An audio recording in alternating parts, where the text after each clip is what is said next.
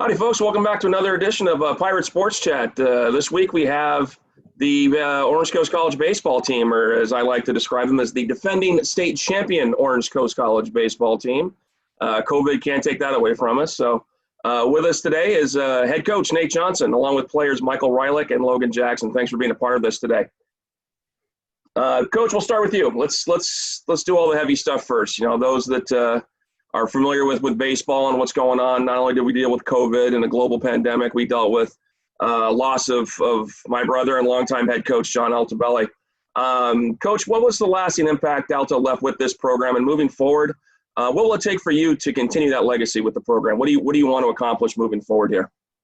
Man, what didn't he leave? What legacy didn't he leave? You know, I mean, I know kind of after everything happened, the big thing that I kept talking about was it's the house that Alto built. And I mean, that's his legacy. He built all that. And, you know, the turf, that was his doing, the stadium, that was his doing. I mean, everything that was all him. So, his legacy, I mean, you can't say enough about it. You know, the multiple state championships, multiple trips to the state championship, all the conference championships and the 700 plus wins. And I mean, he left a legacy at OCC that I don't think any other coach has to this point. So, yeah, it's something that it's obviously kind of hard shoes to fill. But it's, you know, moving forward, we're just going to kind of keep trying to build on what he did. You know, I don't want to look back on, you know, after 28 years, you know, hopefully that I'm here. I don't want to look back and be like, wow, you know, I didn't do a whole lot. You know, I know Alto, you know, did so much, and hopefully in 28 years when I'm all said and done and I'm at the end of my career, I can look back and be like, man, I was able to grow the program even farther and able to push it more. And, you know, that's just my hope. So.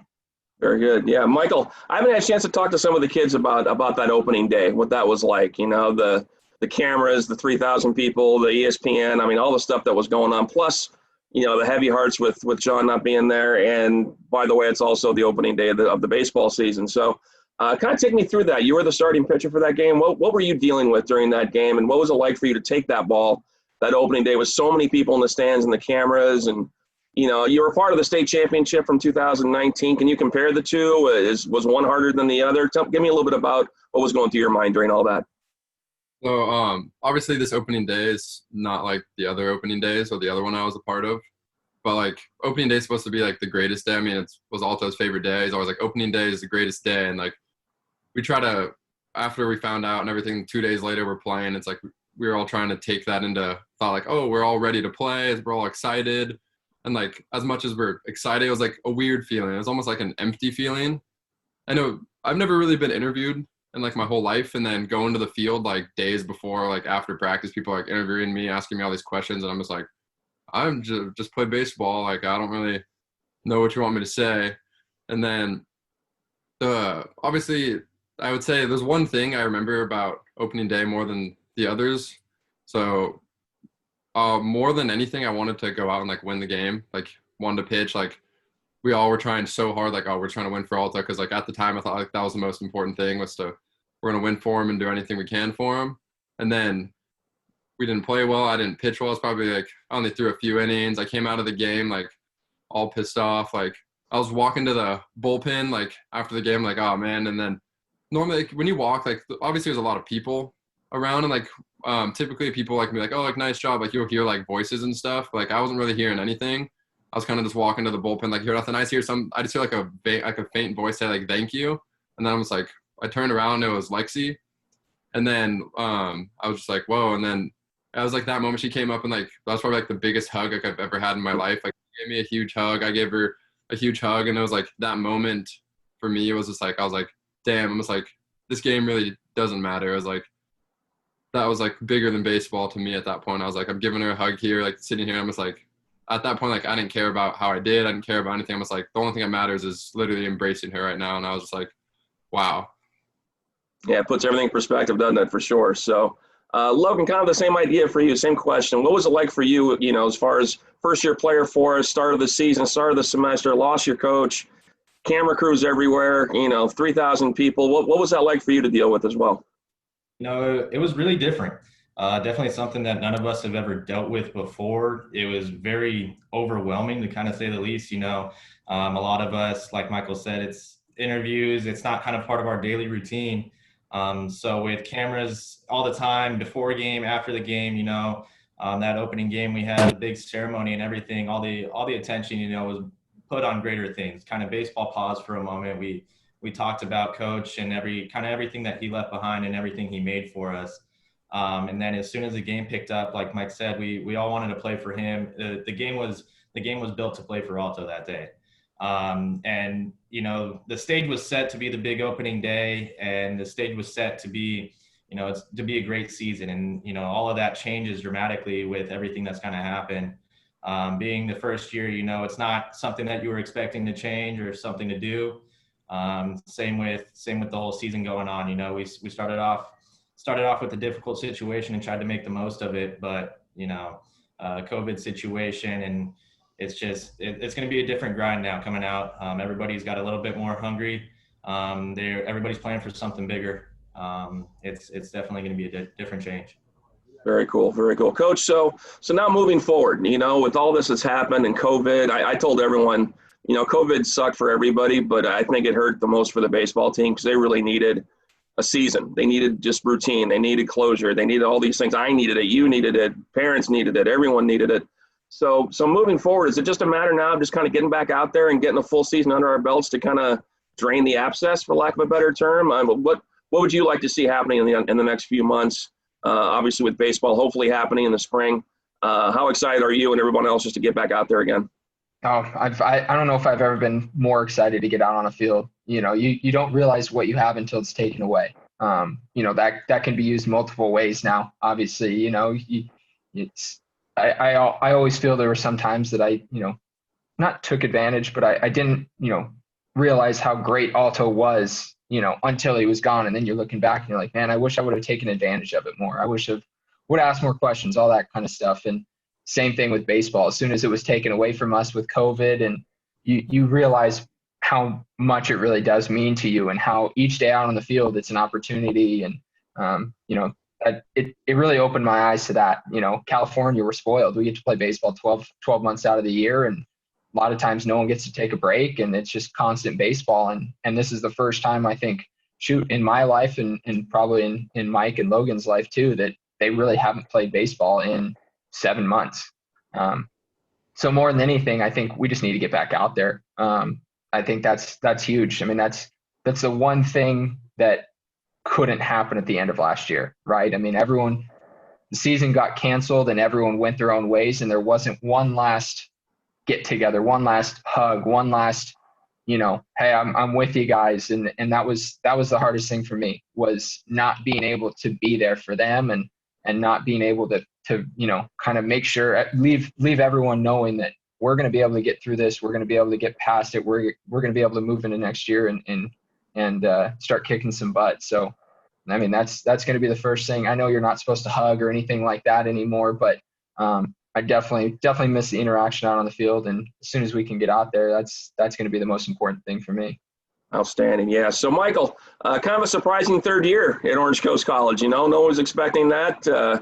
I'm jokingly telling people they're going for their doctorate at Orange Coast College when you're out here this long. So, with last year being canceled, what have you kind of done during this weird time with COVID and all that to get mentally and physically prepared for the upcoming season? I always said this is one of those sports that COVID really affects the most, because you can't just, like cross country, you can't just go out and run, and feel better. What can you do for this sport just to get ready for the upcoming spring? So obviously the ending and all of the start of the corona, like no one really knew what it was, especially when our season got canceled. So we're all sitting there, like right when it happened, like I remember our season ended, like, oh, stop throwing, like take some time off, like be ready. So like the first like couple months I was like still trying to stay in shape, and like it was weird because I didn't have access to the field this day, or I'd get kicked off a field here. And then it's like, okay, like now I'm like thankful for it was like a place where I can just throw, and I'm trying to stay in shape. We still don't really know when we're getting back out there, but all I know, like mentality wise for this season, like we have one goal and like one mission. So it's like, I know it's going to be crazy. Like I'm excited more than anybody. It's like, that's part of the reason why I'm excited for this third year. Cause like talking to, right when that season ended, I was like, oh, I could should I leave or I do this? And I remember even talking to Lexi, and she was just like, oh, like people are leaving, like, oh no, like we can't leave, like we have to win for my dad and win for Alto. And it's like once again, it's like more things in perspective, and it's like it's kind of true. It's like it is bigger than baseball. It's like we have unfinished business, so it's like the mentality of that's kind of just able to take over everything else, where it's like, yeah, like we went through so much like mental stuff this year more than then we're sitting around like just that little thought, like we're gonna win, I know it's gonna happen, we're gonna win for Alto. It's like that's what's kind of holding me on. It's like keep pushing, like I know this sucks, like, oh, today we're only able to throw for 10 minutes because all of a sudden this person's like, oh, we can't be here, or like something happens here, it's like we're trying to get a lift in here or there, or it's like trying to do whatever we can. But that's the one thing that's holding us on. It's like it's for Alto. It's like it's gonna be worth it. Did you see that drill that I think I saw it on ESPN where a major league pitcher had a baseball in his hand, then put a big sock around his arm, and then started throwing like real pitches and letting the ball go, but it just stays in his sock and doesn't break anything, obviously. Like he was doing like a full bullpen session in his hotel room. So that's interesting though. Kind of rad, huh? Something to think about. So make sure it's a tight sock. Don't break a window and blame Toad for that one. So yeah, pretend you didn't hear that from me. So Logan, we kind of talked about this a little bit in your first question, but defending state champions, a lot on our plate, mentally, physically, the whole deal. What are some of your goals for next year, individually as a team, and how important is it next year to get back on the field and do this for Coach Alto, for yourself, for family, and kind of a follow-up to add on to that. What are some of the things you learned as a first-year player that you'd like to maybe give advice to for these upcoming first-year kids that are coming in? I mean, to get out there, it's huge. Last year, everybody wanted to win. Everybody wanted to play. There, like I said, there was a bigger purpose last year, and that kind of got taken away from us because of COVID. So being able to get back out onto the field, not only are we going to try and play for this year, we're going to try and play for last year as well. So all of the returning guys, everybody coming in, everybody wants to win. Everybody wants to play. All the returning guys, we all have something big to play for that we feel deep down in our hearts. And then for everybody coming in, we've been off for so long. Everybody has that itch to get back out on the field. So coming back into the field, it's going to be huge. And, I'm anxious to get out there. I know all the other guys are. I've talked to a bunch of guys and they're ready to get out there. But the biggest things, coming in as a freshman last year, there's so much change between college ball and any ball that you played previously. And the biggest thing, here at OCC is all these guys they're my brothers now, they're family. And that's one of the biggest things I've realized is you spend all day with these guys, you'll hang out with them after practice, before games, whatever it may be. These guys are your family. So you enjoy every moment with them. You do everything together. Everybody's out there. Everybody treats this more like their job. Your schedule is based around baseball nowadays, where previously school took priority over everything, and then baseball came afterwards. You're an adult now, you're grown up, it was a big change coming from high school to college. Everything kind of revolves more around you treat this as a profession. And this is kind of, everybody strives to be great. Everybody wants to win. It's a complete brotherhood out there, but it's also a battle. Everybody fights for a spot. But the respect level with everybody, it's above no one. And everybody tries to do the same thing. And it's just a great time out there. All the guys are amazing. And it's just one of those things. I can't wait to get back out there. I can't wait to see all the coaches. You can't tell them how much we appreciate them, especially after everything that happened. Nate, Matts, like every coach out there, Roof, all our guys, it's the work they put in with us. We can't say thank you enough for them, Very cool. Yeah. So kind of a question for all three of you guys. Last year there was so much talk about the Pirate baseball family, and I kind of said it, the day that John passed away, to everybody, that it's easy to be a family when you're dogpiling in Fresno City College winning a championship, but it's during times like this when you need real family. And it really spread throughout our department. I know a lot of our other sports talked about pirate family, how important it is. So after all that happened last year, and what does that phrase mean to you now, going into the 2021 season? Michael, let's start with you on that one. How would you describe Pirate baseball family?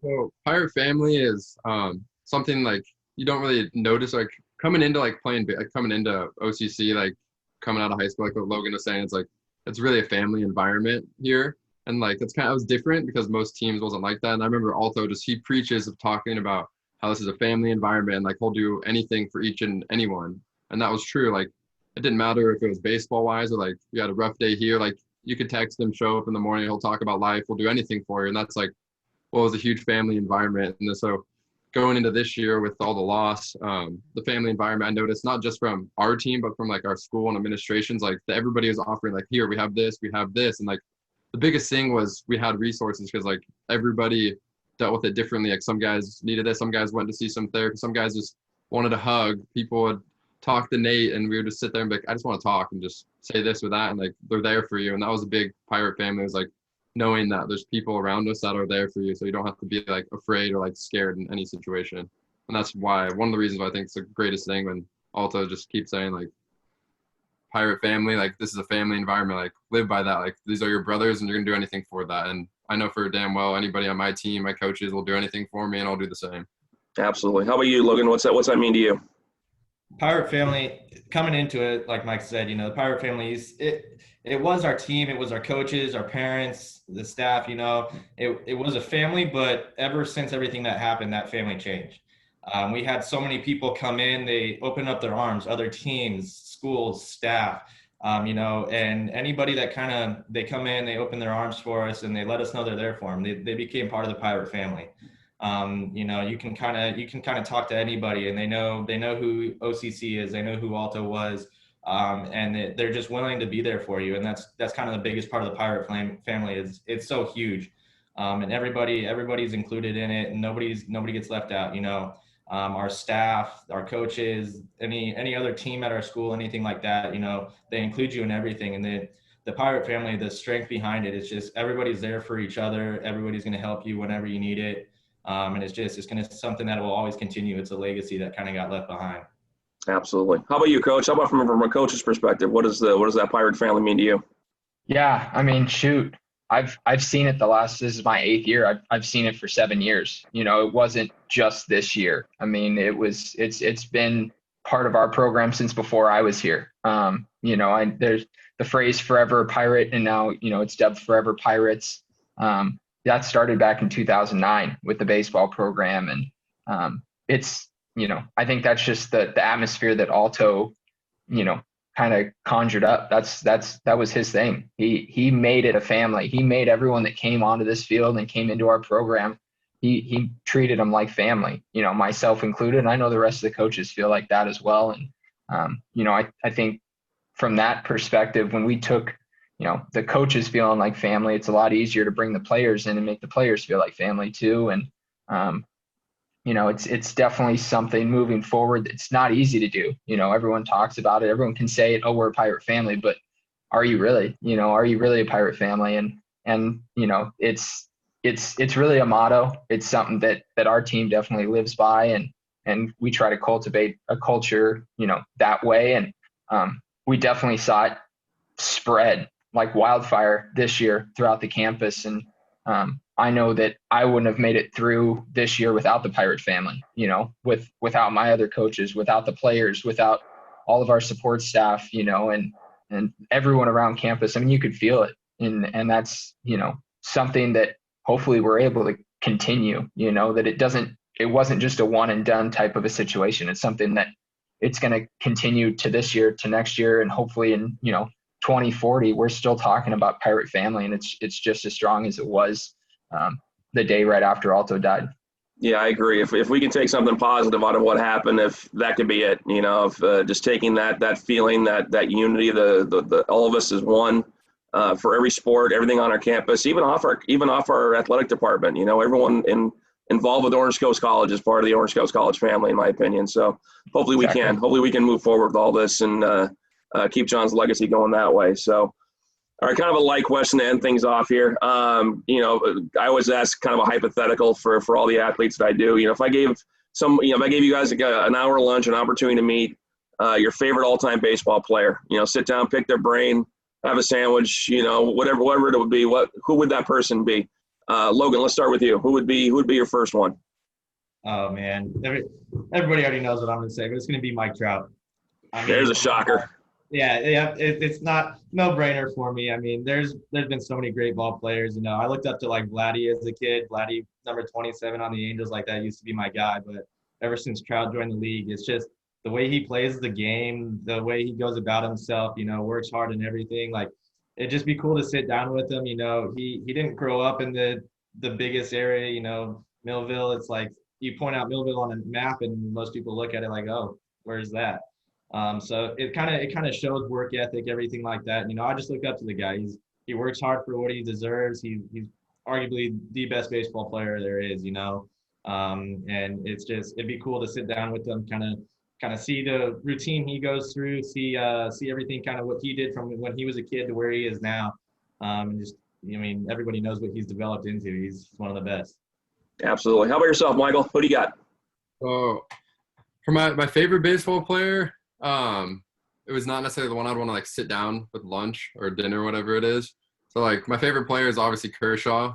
I love everything about it. I've looked up to him since I was a kid, and he's obviously a future Hall of Famer. But I think the player I'd want to sit down with would be Trevor Bauer, because that guy is, I don't know if you see him on Twitter. He has rants on all this. Like, I would love to just sit there and just see what this guy has to say and all his everything, like, because he's obviously knowledgeable and like he's progressing and projecting all this. Like, it would just be cool to sit down with him and have a conversation with him. Just be like, all right, so what do you got? And I'm sure I wouldn't even have to say a word. He would talk for hours, and I would just wind him up and let him go, huh? That could be that guy for sure. How about you, Coach? 100%.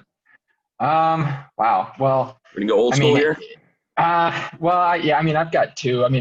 It's pretty. I love Mike Trout. It's weird to say that, right? Like he's what? I think he's 2 years younger than me. And it's not someone I look up to because he's younger than me. But man, I would just want to kind of like be his friend, honestly.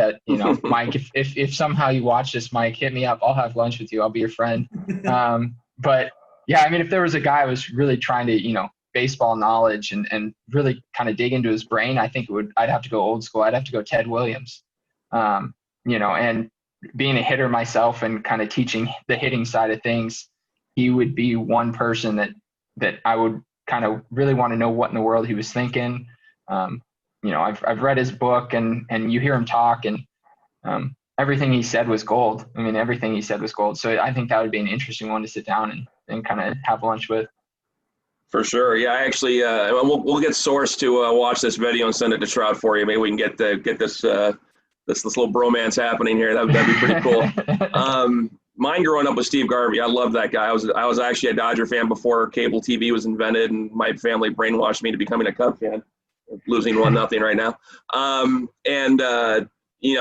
If you remember, Coach, Ryan Garvey for Riverside, he was on the Riverside's team, and Steve Garvey showed up to our field, and John was he knew how much I loved Steve Garvey and how much of he was my idol growing up. He actually got me an autographed baseball from Steve that day, and he had him autograph it two-toed, which I think is kind of cool. So I have an autographed baseball from Garvey that says two-toed on it. That's cool. But that was a neat experience. He walked into the press box, and I just kind of, holy cow, Steve Garvey's in my press box, and it was really a good experience. So anyway, guys, tell you what, thank you so much for being a part of this today. I missed everyone. Pirate family includes me too. So if I can help anybody out, please don't hesitate to give me a call or knock on my door, or give me a hug, or anytime you see me, I'd love to see it. So again, thank you for the time. Let's fingers crossed we're back out there this spring, and let's get after it. Thanks a lot, you guys. I appreciate it. Thanks, Toad.